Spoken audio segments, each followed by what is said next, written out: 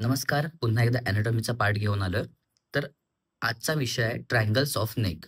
तर नेक रिजनमध्ये मसल्स असतील, बोन्स असतील, याच्यामुळे ना ट्रायंगल क्रिएट्स होत आहेत.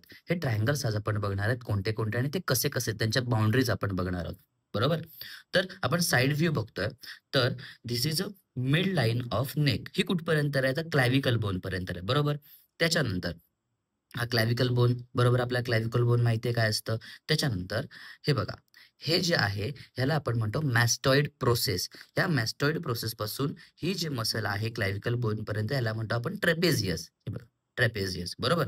आता काय होतं, ह्या दोघांच्या मध्ये एक अशी मसल आहे त्याला म्हणतो आपण स्टर्नोक्लिडोमॅस्टॉइड. ही बघा. या स्टर्नोक्लिडोमॅस्टॉइडमुळे 2 मेजर ट्रायंगल क्रिएट झालेत.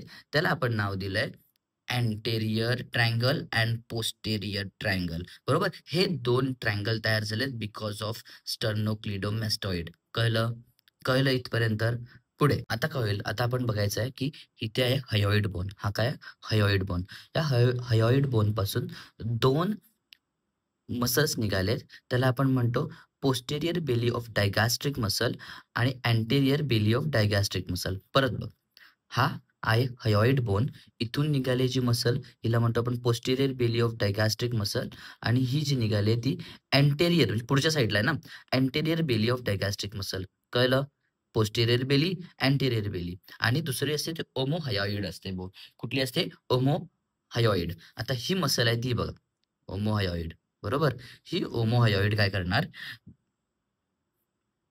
इथून इथपर्यंत ओमोहायोइड आहे. मग त्याच्यामुळे जो खालचा पार्ट आहे त्याला आपण म्हटलं इन्फेरियर बेली ऑफ ओमोहायोइड आणि जो वरचा पार्ट आहे त्याला म्हटलं सुपिरियर बेली ऑफ ओमोहायोइड. तर आता आपण ह्या ज्या मसल्स बघितल्यात, हे जे साइड्स बघितले सगळे, आता ह्याच्यानंतर टेन्शन नका घेऊ. मला कळतं की इकडे खूप असं खिचडी झाली आहे. पण आपण पुन्हा एकदा एक-एक ट्रायंगल पुन्हा एकदा बघणार आहोत. डोंट वरी. बरोबर ना? मग आता आपल्याला 6 ट्रायंगल्स कोणते-कोणते मिळतायत? हा बघा 1 नंबर, त्याच्यानंतर हा 2 नंबर, त्याच्यानंतर हा 3 नंबर, 4, 5 आणि 6 बरोबर. तर हा पहिल्या नंबरचा जो ट्रायंगल आहे, त्याला आपण नाव दिलंय सबमेंटल. Anterior region. हां, पहिली गोष्ट त्याच्या आधी एक महत्त्वाचं म्हणजे हा जो अँटेरियर रिजन बनलाय त्याच्यामध्ये किती ट्रायंगल्स येतायत? तर 4 ट्रायंगल्स येतायत. 1, 2, 3, 4. कोणते-कोणते आहेत? सबमेंटल, डायगॅस्ट्रिक, कॅरोटिड आणि muscular. Submental, digastric, carotid and muscular.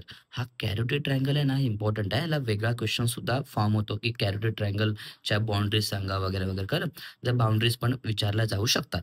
त्याच्यानंतर स्टर्नोक्लाइडोमेस्टॉइडमुळे जो पोस्टेरियर बनलाय, त्या पोस्टेरियरमध्ये कोणते-कोणते आहेत? 2 आहेत. एक हे खूप ईझी आहेत लक्षात ठेवायला. बॅक साइडला आहे म्हणून ऑसिपिटल आणि जस्ट क्लॅव्हिकलच्या वरती आहे म्हणून सुप्राक्लॅव्हिक्युलर ट्रायंगल. हे जे ट्रायंगल्स क्रिएट झाले आहेत, हे ट्रायंगल्स आपल्याला इंडिव्हिज्युअल पुढच्या व्हिडिओमध्ये बघायचं. ओके. थँक